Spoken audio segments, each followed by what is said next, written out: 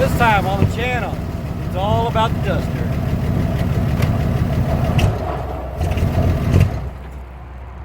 Well, shoot. This time on the channel, it's all about the Duster.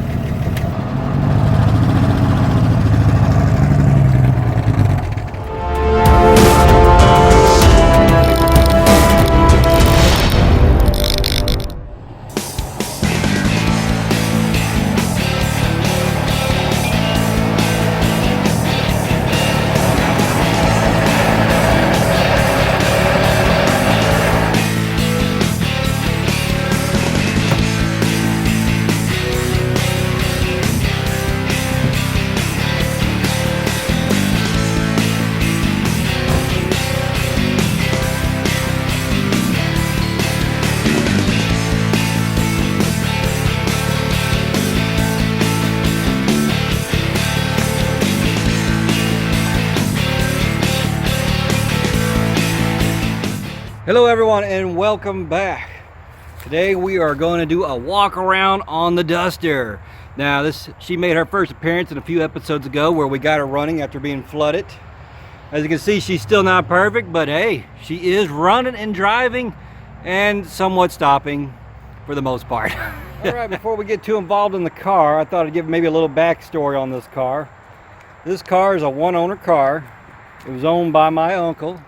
He bought it brand new in 1974 and drove it all the way up to about 2003 before he just parked it under a carport, which you've probably seen in the video previous. Well, I wouldn't say the previous video, but the previous Duster video. You can see it where it was, and that's where it sit for the most of its life. It was underneath that carport, being cranked over here and there once in a blue moon, basically about once or twice a month, just getting started and just kind of sit there and run. And then recently, Hurricane Harvey came by and this car went underwater. Alright, so he didn't want the car anymore. He already had 3 other cars that he had projects on, and he just didn't want this one anymore. So he made me a trade deal with if I could repair 2 lawnmowers that went underwater and a weed eater, he'd give me this car. I'd have to buy all the parts and everything, but I only ended up spending about $230 and I got this car. So here we are with this car, 209,000 miles on it, original engine, original transmission, everything's mostly original. You are looking at an original car. The only thing that's different is the rear tires in the back are not original. It's got shackles on it.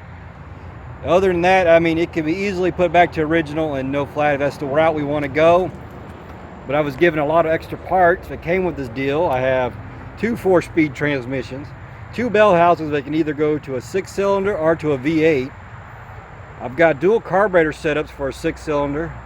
I've got the I think the Super 6 exhaust manifold, which I don't think there's anything super about it. Everything's heavy, like a ton. Weighs like a tank. The whole way. Anytime you work on any of these parts on these diecast, man, it weighs like a ton. But after that, you know, it just ended up here, and now it's just thinking about what we want to do with the car here. I mean, there's talks about maybe putting the 4-speed in, beefing up the 6-cylinder, and kind of putting her back the way she is, maybe the red color. Or another thought was put a V8 in it with the 4-speed. Have to get a bigger rear end because that 7 1/4 rear end will not hold up, I don't believe, to a big, heavy V8 power of the V8. So I'd have to probably put a bigger rear end in it. Probably put a bigger rear end no matter what I do if I'm going to beef up that 6. Because I don't know what the 6 is rated for. I think it's rated for about 95 horses. I'm not totally sure on that 225 6. But in fact, speaking of the 225 6, let's go ahead and take a look at it.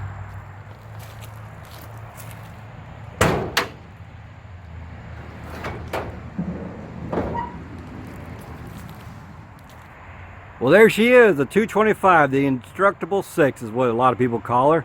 A lot of people say they will go forever, and I believe it, they will. 209,000, this motor has never ever been out of this car. Never. Original radiator. I think the carburetor is about the only thing that's been changed. Maybe the alternator, I'm not really too entirely sure what's all been changed, but it is, I'd be willing to say 90% original down there, maybe 95% original parts from the day it came out of the factory, which is unbelievable. But yeah, there she is. So that is the thought. Now the good thing about these Plymouths is they can be swapped out with a V8 real easy. I believe it's just a cross member down there. If you get the right size cross member for the V8, you can put a V8 in here without doing a whole lot of modification. And I already looked at the radiator. I can go for a bigger radiator. That is a little small radiator. I don't remember how much that is. I think that's 16 inches long, or not really quite sure, but it's a small radiator. But if we're gonna beef it up, we'll put a bigger radiator in it. So there's a lot of money and time that's gonna be getting involved in this project here pretty soon, and I'm just kind of anxious to see where it's gonna go. I'm definitely thinking about painting the engine bay black. That's what a lot of the older cars do, or I've seen guys do that, and I kind of like that. I think it sets off the engine. If you like, if I was gonna put the 6 back in, I would paint it the Chrysler blue, you know, and kind of deck it out with some chrome, and it would really stand out with that black and the other, you know, so it would look good in there. So my I guess my thing about this car is to get it to restore it, but not like Barrett Jackson quality. Just I want to drive it. I believe that's what these cars are for, driving. I don't believe they're just to sit around in a museum forever. I want to drive it like a normal car. So I don't want to do a super high quality restoration job, but I want to do a nice decent one. And we're going to try to do it on a budget. So there's still thought and theory what we're going to do. I mean, I've got lots of talks about what we're going to do with this car. But anyway, let's move on to the rest of the car here.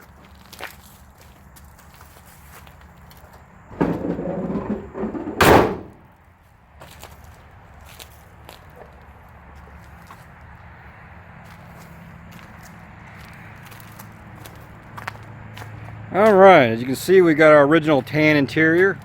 Let me go ahead and open that up. And I dropped the door handle. How about that? And you can see my fancy beach seat cover here.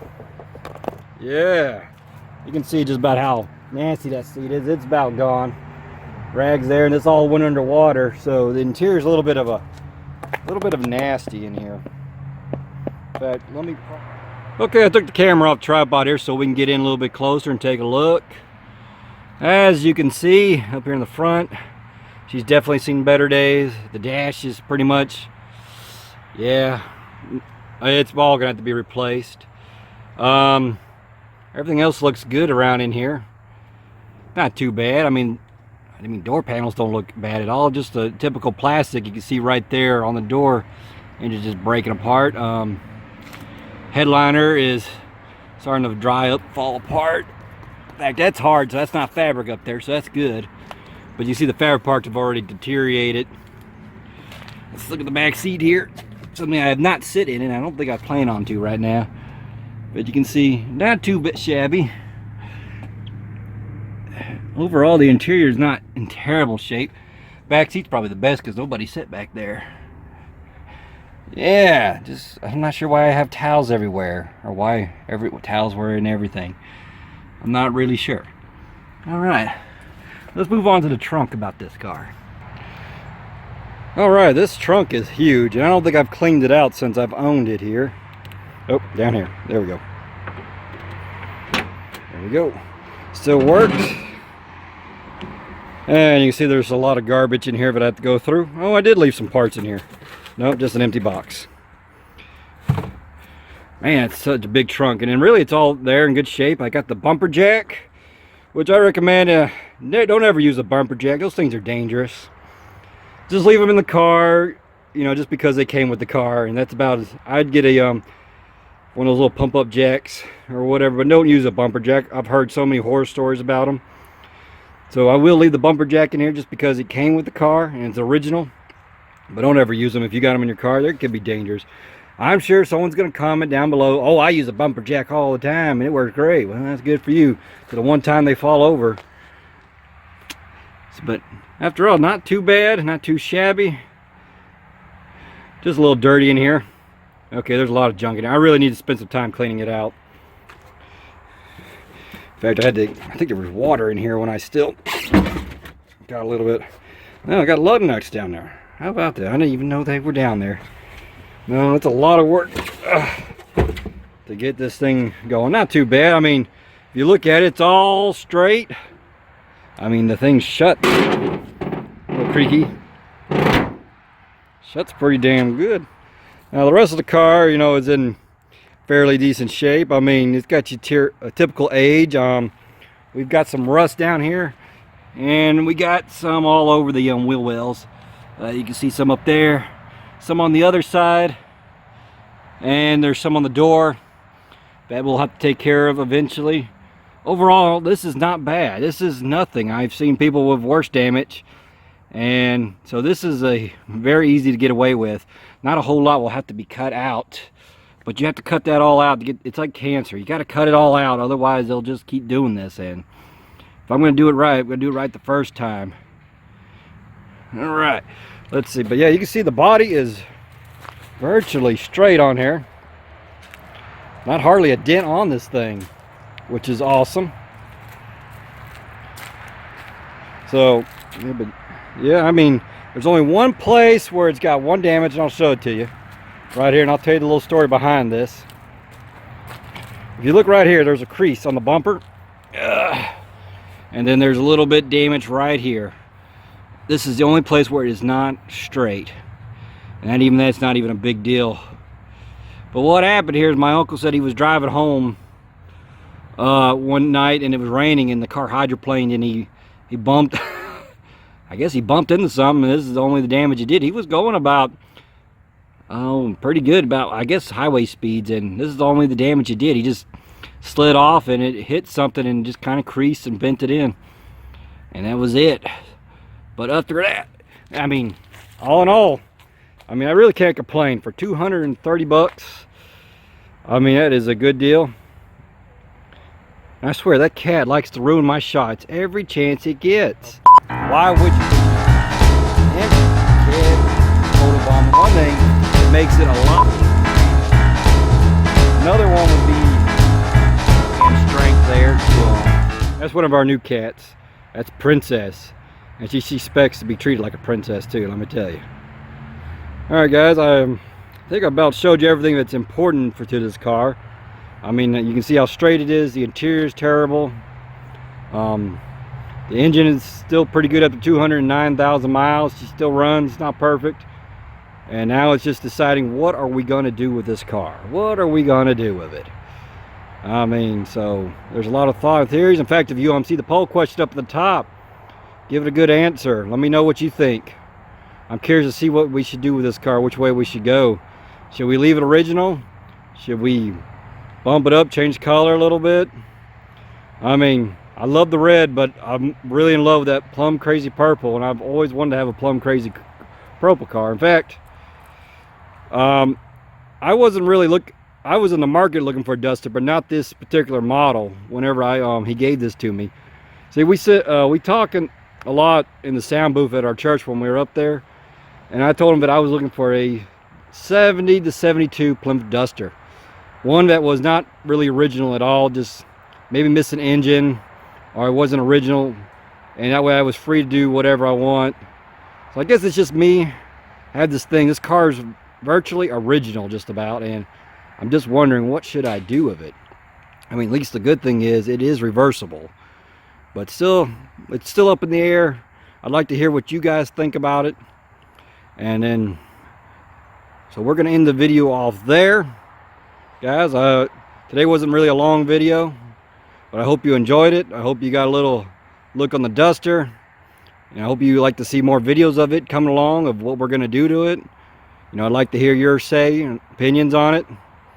I mean, we still got a little ways before we're ready to do anything, but I'm going to have to start tearing it down and working on it here pretty soon, because it's starting to get nasty in that interior. Ooh, nasty. Alright, guys, well, that's going to do it for today, and I will hope I'll see you guys next time, and you guys stay safe out there.